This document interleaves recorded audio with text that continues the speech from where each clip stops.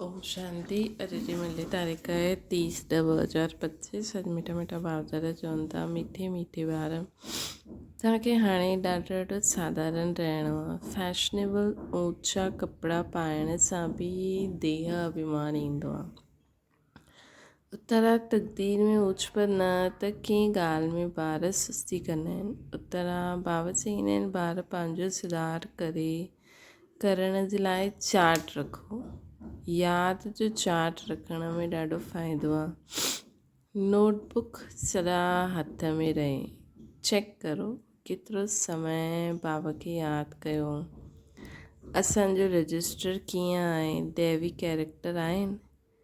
कर्म कंदे बाबा जी यादि रहंदी आहे।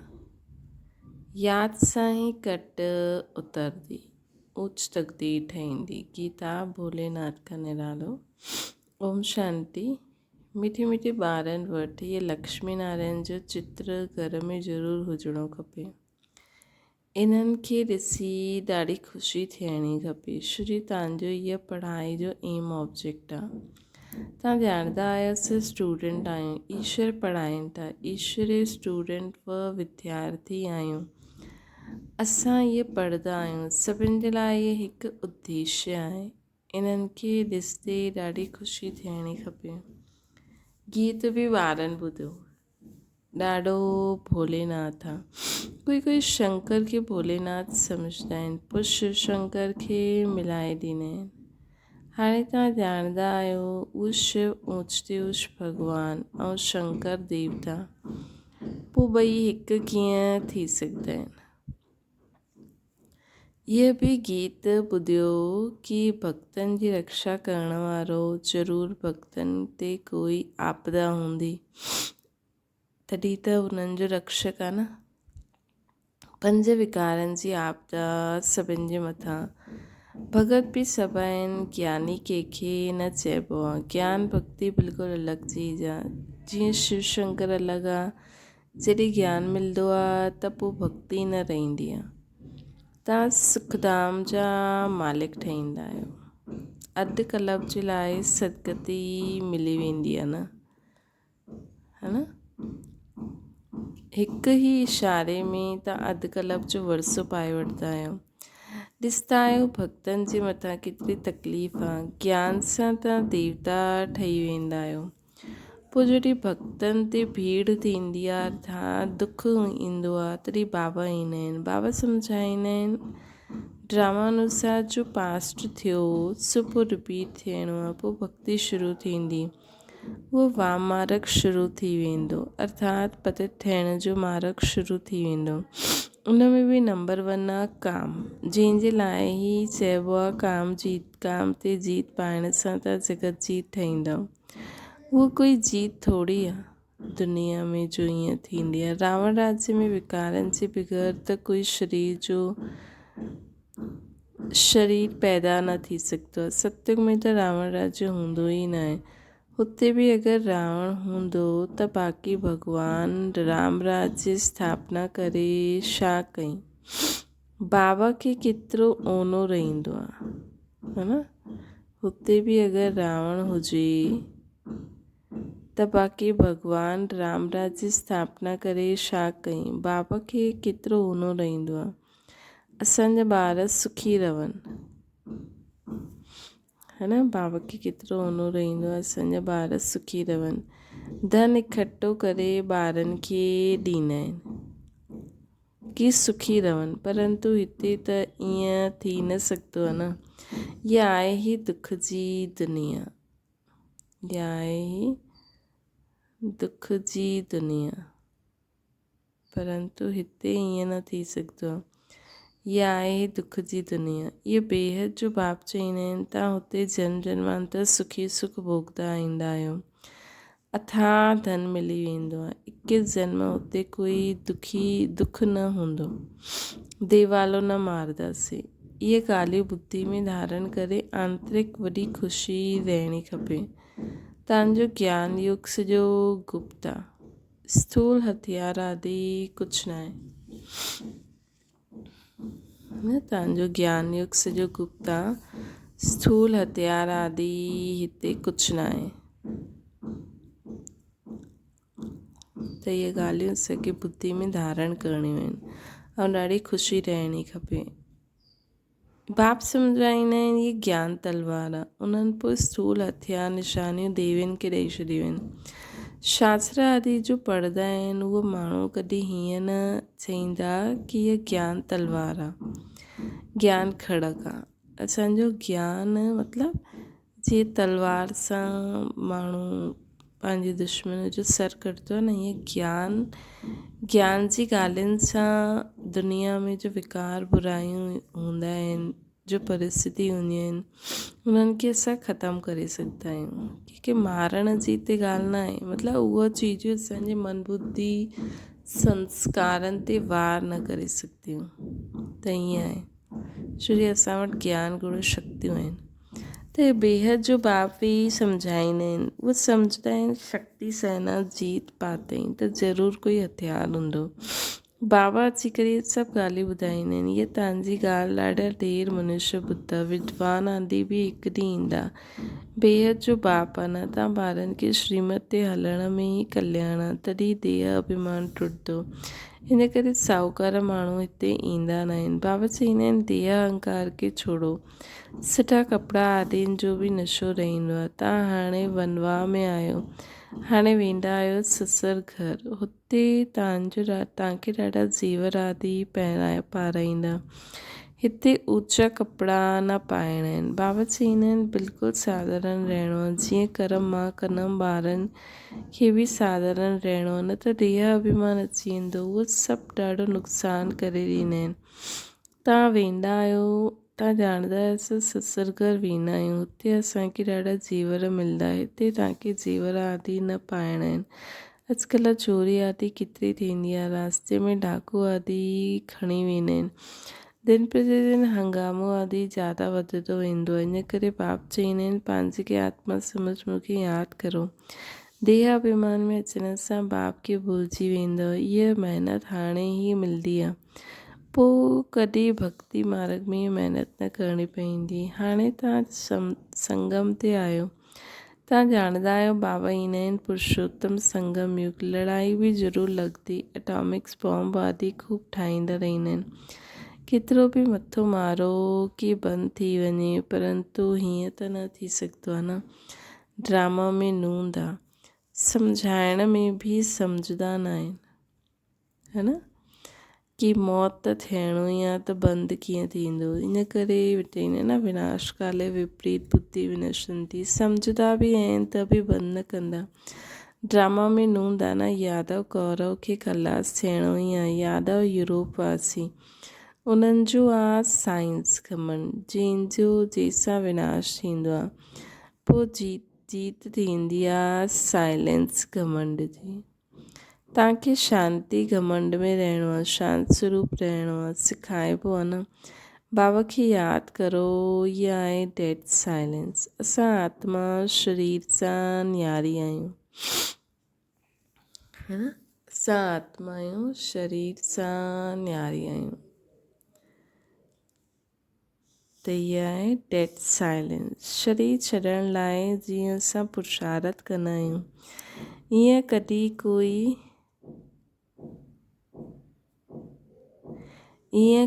कोई शरीर छॾण लाइ पुरुषारथ कंदा आहिनि छा? सॼी दुनिया ढूंढे करे अचो, कोई आहे जो चए हे आत्मा असां तव्हांखे शरीर छॾण, हे आत्मा हाणे तव्हांखे शरीर छॾिणो आहे, पवित्र ठहो। ईअं कोई न हूंदो न। न त पोइ सजा खाइणी पवंदी। सजा केरु खाईंदो आहे? आत्मा।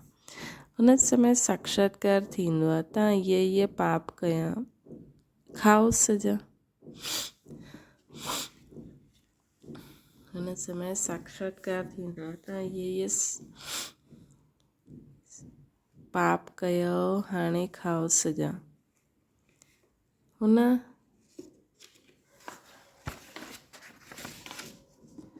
समय फील थींदो आहे जीअं जन्म जन्मांतर जे लाइ सजा मिलंदी आहे। एतिरो दुख भोगणो, बाक़ी सुख जो बैलेंस छा रहियो,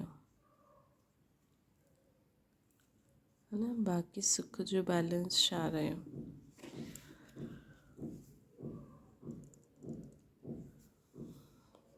बाप चईंदा आहिनि हाणे कॾहिं पाप कर्म न करो।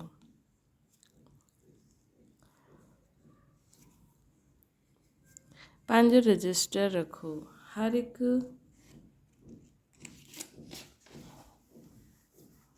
बाबा चवनि था न कि अंत समय तव्हांखे साक्षात्कार थींदो। त ईअं लॻंदो जीअं त ॾाढे समय खां सजा था खायूं ऐं असांजो त आहे बि अधु खां ज़्यादा सुख ऐं थोरो दुख। त इन करे पोइ बैलेंस त न थियो न। इन करे कोई बि पाप कर्म न रखो, पंहिंजो रजिस्टर रखो। हर हिकु स्कूल में चाल चलन जो रजिस्टर रखंदा आहिनि। एजुकेशन मिनिस्टर बि चईंदा आहिनि भारत जो कैरेक्टर ठीकु न आहे, चओ असां हिन लक्ष्मी नारायण जहिड़ा कैरेक्टर ठाहींदा आहियूं। ये लक्ष्मी नारायण जो चित्र त सदा साथ में हुजणो खपे। ये एम ऑब्जेक्ट आहे, असां ईअं ठाहींदा आहियूं। हिन आदि सनातन देवी देवता धर्म जी असां स्थापना करूं था श्रीमत ते, है न। हिन आदि सनातन देवी देवता धर्म जी असां स्थापना करूं था श्रीमत ते। हिते चाल चलन खे सुधारबो आहे। हिते बाबा छा कंदा आहिनि, चाल चलन खे सुधारण लाइ असांखे श्रेष्ठ मत ॾींदा आहिनि। तव्हांजी हिते कचहरी बि थींदी आहे। सभु सेंटर्स ते ॿारनि खे कचहरी करणी खपे। कचहरी मतिलबु सभु पंहिंजी पंहिंजी भूल ॿुधाइनि हिकु ॿिए ख़ुदि जी बि, ऐं अगरि कंहिंजो बुरो लॻियो हुजे त बि। रोज़ चओ चाट रखो त सुधार थींदो। कंहिंजी तक़दीर में न त कुझु सुस्ती करे वठंदा आहिनि। चाट रखणु सुठो आहे। तव्हां ॼाणंदा आहियो असां हिन 84 जे चक्कर खे ॼाणण सां चक्रवर्ती राजा ठाहींदासीं। केतिरो समय आहे, पोइ पवित्र बि ठहिणो आहे। केतिरो सहज आहे, सॉरी 84 जो चक्कर त पोइ पवित्र बि ठहिणो आहे। याद जी यात्रा जो चार्ट रखो, इन में तव्हांखे ॾाढो फ़ाइदो आहे। नोटबुक न कढो त सम्झो बाबा खे यादि ई न कयो। नोटबुक सदा हथ में रखो। पंहिंजो चार्ट रखो, केतिरो समय बाबा खे यादि कयो। यादि बग़ैर जंग कुतरी न सघे। कट उतारण जे लाइ चीज़ खे कांस्लेट में विझिबो आहे। कर्म कंदे हुए बि बाबा खे यादि करो त पुरुषार्थ जो फल मिली वेंदो। महिनत आहे न, ईअं थोरी ताज रखी ॾींदासीं। बाबा एतिरो ऊच पद ॾींदा आहिनि, कुझु त महिनत करणी आहे न। हिन में हथ पांव आदि कुझु बि न हलाइणो।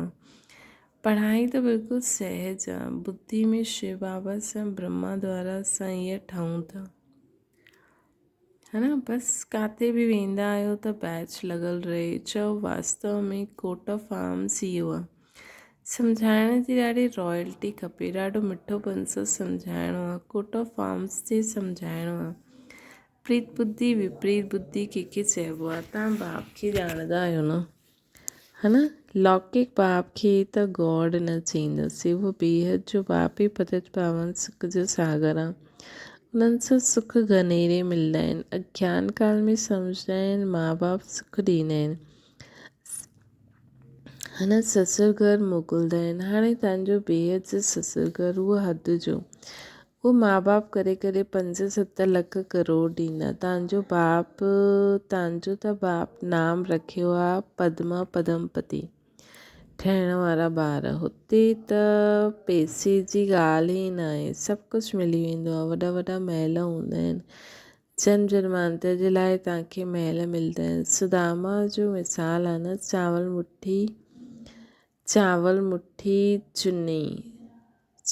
मुठी ॿुधियो त आहे न। हिते बि ईअं खणी ईंदा आहिनि। हाणे चांवर रुखा थोरी खाईंदासीं, त हुन सां गॾु कुझु मसाला आदि बि खणी ईंदा आहिनि। केतिरो प्रेम सां खणी ईंदा आहिनि। बाबा त असांखे जन्म जन्मांतर जे लाइ ॾींदा आहिनि।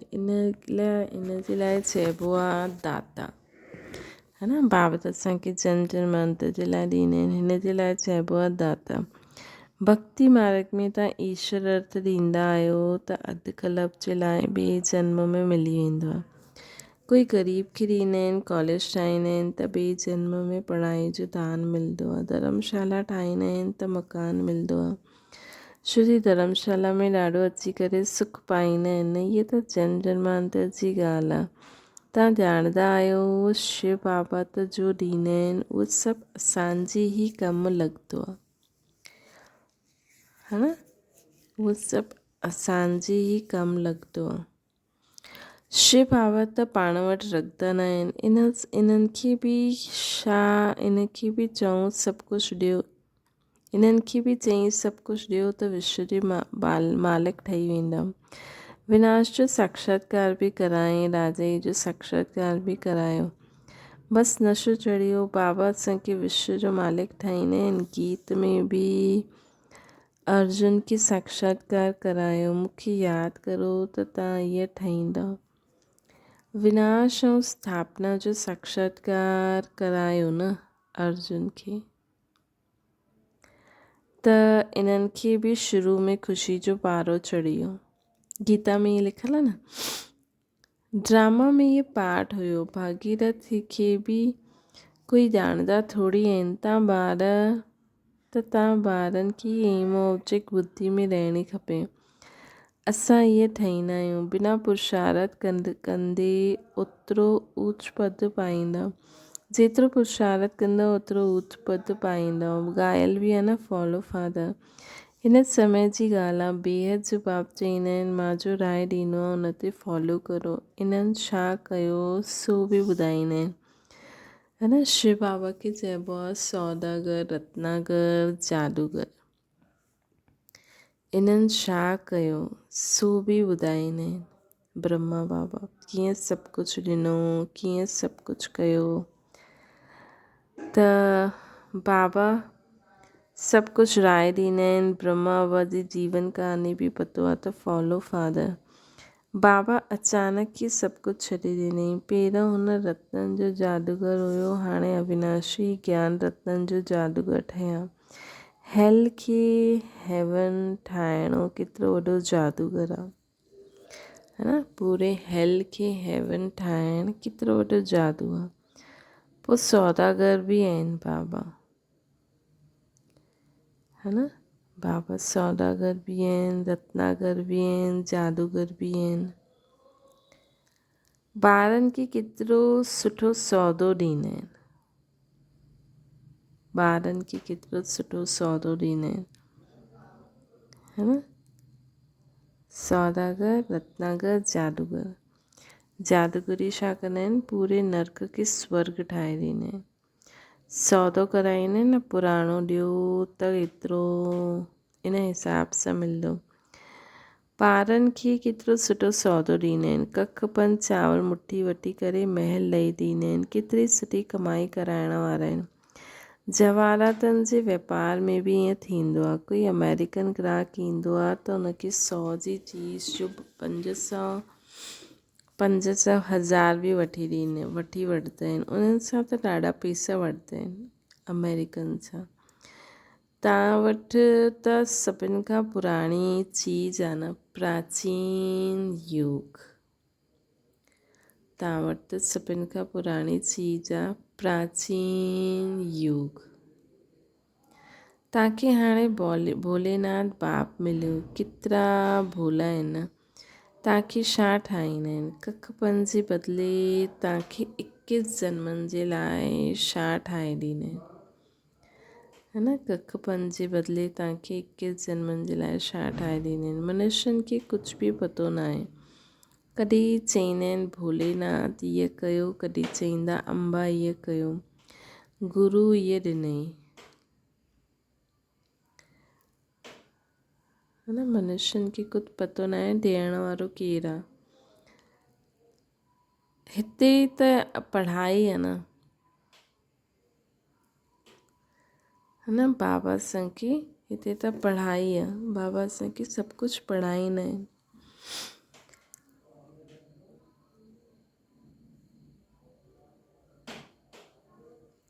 तव्हां ईश्वर पाठशाला में वेठा आहियो। ईश्वर पाठशाला चईंदासीं गीता खे। गीता में आहे भॻवानु वाचे, परंतु इहो बि कंहिंखे पतो न आहे कि भॻवानु कंहिंखे चइबो आहे। कोई सां पुछो परम पिता खे ॼाणंदा आहियो, परम पिता परमात्मा खे। बाबा भागवान तव्हांखे काटन सां फूल ठाहे छॾींदा आहिनि बाबा। उन्हनि खे गार्डन ऑफ अल्लाह चइबो आहे। यूरोपियन माण्हू बि चईंदा आहिनि पैराडाइज़ बराबरि भारत केतिरो परेशान हुयो, हाणे कब्रिस्तान थियो आहे। हाणे पोइ तव्हां परेशान जा मालिक ठहींदा आहियो। बाबा अची करे सोए वे खे जगाईंदा आहिनि। हीअ बि तव्हां ॼाणंदा आहियो नंबरवार पुरुषार्थ अनुसार जो ख़ुदि जगी वेंदा आहिनि त ॿियनि खे बि जगाईंदा आहिनि, न जगाईंदा त गोया ख़ुदि ई जॻंदा आहिनि। त बाप सम्झाईंदा आहिनि इन गीता आदिन जी बि ड्रामा में नूंद आहे। कोई गीत ॾाढो सुठो आहे, जॾहिं तव्हां उदास थी वेंदा आहियो त इहे गीत वॼायो त ख़ुशी थी वेंदी। राति जी राही थको न, इहे बि सुठो आहे। हाणे राति पूरी थींदी आहे, मनुष्य सम्झंदा आहिनि जेतिरी भक्ति कंदा ओतिरो भॻवानु जल्दी मिलंदो। हनुमान आदि जो साक्षात्कार थियो त सम्झंदा आहिनि भॻवानु मिलियो। बाबा चईंदा आहिनि इहे साक्षात्कार आदि जी ड्रामा में नूंद आहे। जो भावना रखंदा उन्हनि खे साक्षात्कार थी वेंदो।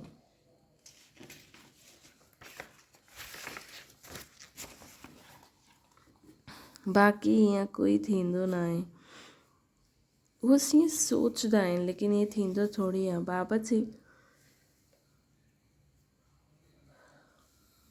मतिलबु साक्षात्कार सां सभु कुझु मिली वञे। बाबा चईंदा आहिनि इहे बैस त सदैव पढ़ो रहे, मतिलबु इहे बैच त सदैव लॻल ई रहे, क़िस्म क़िस्म जा ठहींदा रहंदा आहिनि। इहे ॾाढो सुठो आहे सम्झाइण लाइ। इहे रुहानी मिलिट्री आहियो न तव्हां, मिलिट्री खे हमेशह निशानी रहंदी आहे। तव्हां ॿारनि खे बि इहा हुजण सां नशो रहंदो। असां इहे ठहूं था, असां स्टूडेंट आहियूं। बाबा असांखे मनुष्य खां देवता ठाहिनि था। मनुष्य देवताउनि जी पूजा कंदा आहिनि, देवता आहियूं त देवताउनि जी पूजा न कंदा न। इहे मनुष्य देवताउनि जी पूजा कंदा आहिनि, हिते मनुष्य देवताउनि जी पूजा कंदा आहिनि।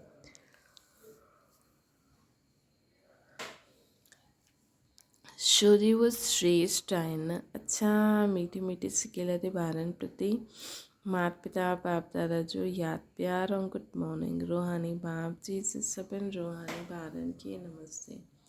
असांजी बि रूहानी माता पिता बाप दादा खे यादि प्यार गुड मॉर्निंग ऐं नमस्ते। धारणा जे लाइ मुख्य सार बुद्धि में सदा पंहिंजी एम ऑब्जेक्ट यादि रखणी आहे। लक्ष्मी नारायण जो चित्र सदा साथ रहे, हिन ख़ुशी में रहो। असां अहिड़ा ठहिण जे लाइ पढ़ाई था पढ़ूं। हाणे असां गॉडली स्टूडेंट आहियूं। ॿियो आहे पंहिंजो पुराणो कखपन चावल मुठी ॾेई महल वठणा आहिनि। ब्रह्मा बाप खे फॉलो करे अविनाशी ज्ञान रत्न जो जौहरी ठहिणो आहे न। ब्रह्मा बाप खे फॉलो करे अविनाशी ज्ञान रत्न जो जौहरी ठहिणो आहे।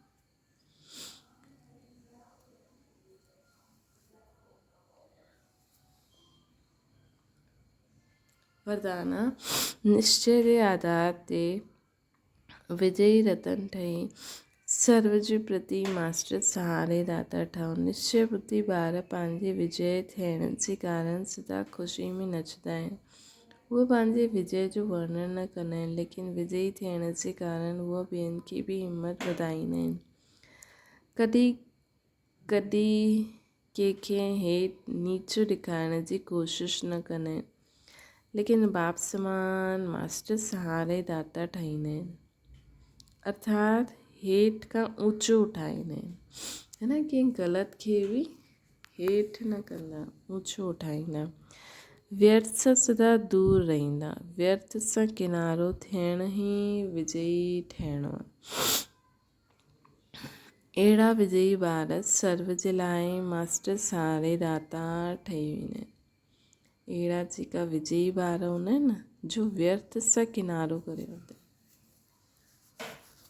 है न, जो ख़ुदि जीवन में सदा विजयी हूंदा आहिनि। बाबा चईंदा आहिनि न मुंहिंजा ॿार सभु कुझु पार करे चुकिया आहिनि, सिर्फ़ु हाणे व्यर्थ ते जीत पाए। त जंहिं व्यर्थ ते जीत पाए छॾियो न, उहो विजयी थी वेंदा। स्लोगन आहे निस्वार्थ ऐं निर्विकल्प स्थिति सां सेवा करण वारा ई सफलता मूर्त आहिनि। निस्वार्थ ऐं निर्विकल्प स्थिति सां सेवा करण वारा ही सफलता मूर्त आहिनि। अव्यक्त इशारो योग जो प्रयोग करण लाइ दृष्टि वृत्ति में भी पवित्रता खे अंडरलाइन करो। दृष्टि वृत्ति में भी पवित्रता खे पियो अंडरलाइन करो। मूल फाउंडेशन पंहिंजे संकल्प के शुद्ध ज्ञान स्वरूप शक्ति स्वरूप ठाहो। कोई केतिरो बि भटकंदो हुओ परेशान दुखी दुख जे लहर में अचे ख़ुशी में रहण असंभव सम्झंदो हुजे, लेकिन असांजे साम्हूं ईंदे ही पंहिंजी मूर्ति पंहिंजी वृत्ति पंहिंजी दृष्टि आत्मा खे परिवर्तन करे छॾे। है ना, असांजी स्थिति अहिड़ी हुजे कि असांजी वृत्ति दृष्टि मूर्त ॿिए आत्मा खे परिवर्तन करे छॾे। एतिरो असां में शक्ति हुजणी खपे।